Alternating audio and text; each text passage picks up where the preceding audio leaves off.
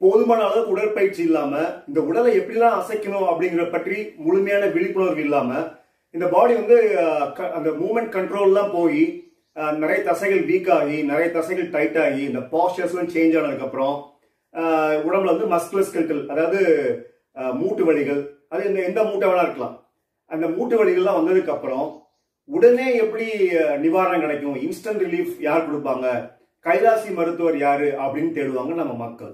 இந்த நிலைக்கு போற பேஷண்ட்ஸ்க்கும் சரி இந்த மாதிரி நிலைக்கு போகக்கூடாது அப்படிங்கிற மக்களுக்கும் சரி நம்ம வந்து விழிப்புணர்வு கொடுக்குறோம் இல்லையா நிரந்தர தீர்வு இந்த பிரச்சனைக்கெல்லாம் பெர்மனன்ட் ரிலீஃப் அதாவது ஸ்டெப் பை ஸ்டெப்பா ஸ்லோ அண்ட் ஸ்டடியா பண்ணா கூட இந்த பிரச்சனை திரும்ப வரக்கூடாது ரெக்கரன்ஸ் ஆகக்கூடாது அந்த அளவுக்கு பாடியை ஃபிட்டா வச்சுக்கணும்.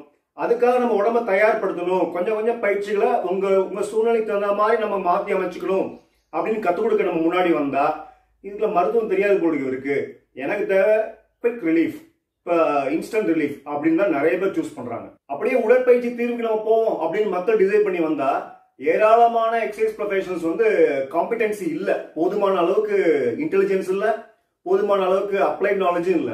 உதாரணத்துக்கு ஒரு தசைக்கு நல்லா ஸ்ட்ரெச்சிங் எக்ஸசைஸ் கொடுத்தா அந்த பெயின் கம்மியாயிரும் ஆனா அந்த தசைக்கு ஸ்ட்ரெச்சிங் எக்ஸசைஸே கொடுக்க மாட்டாங்க.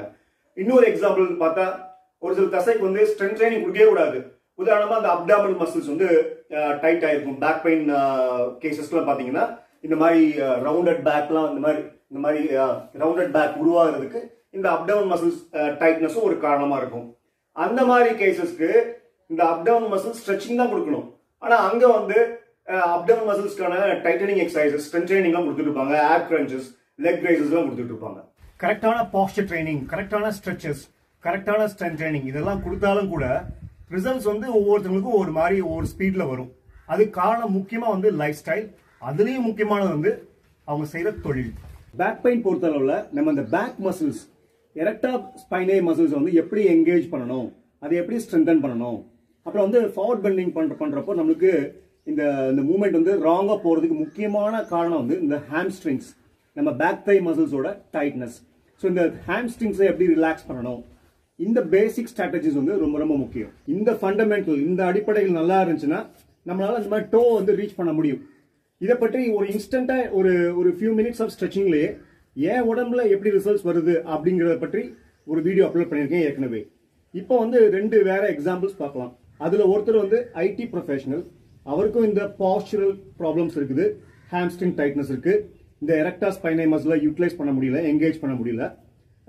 ஸோ அவருடைய பெர்ஃபார்மன்ஸ் ரெண்டு முக்கியமான இமேஜஸ் இருக்கு அதில் அந்த பேக் வந்து எப்படி ராங்கா கர்வ் ஆகுதுன்னு அதை பாருங்க. இன்னொருத்தர் வந்து ஒரு போலீஸ் பர்சனல் அவருக்கு வந்து பேக் பெயின் வந்துருச்சு அதுக்கப்புறம் நான் ட்ரீட்மெண்ட் பண்ண போனேன் அவருக்கு ஏற்கனவே இந்த மாதிரி இஷ்யூஸ் இருந்திருக்கலாம்.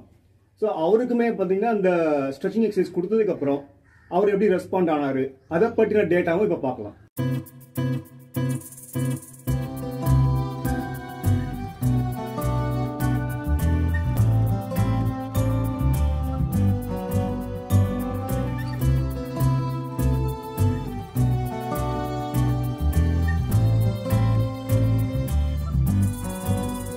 நான் வந்து கையை வச்சு எந்த ட்ரீட்மெண்ட்டும் பண்ணவே இல்லை.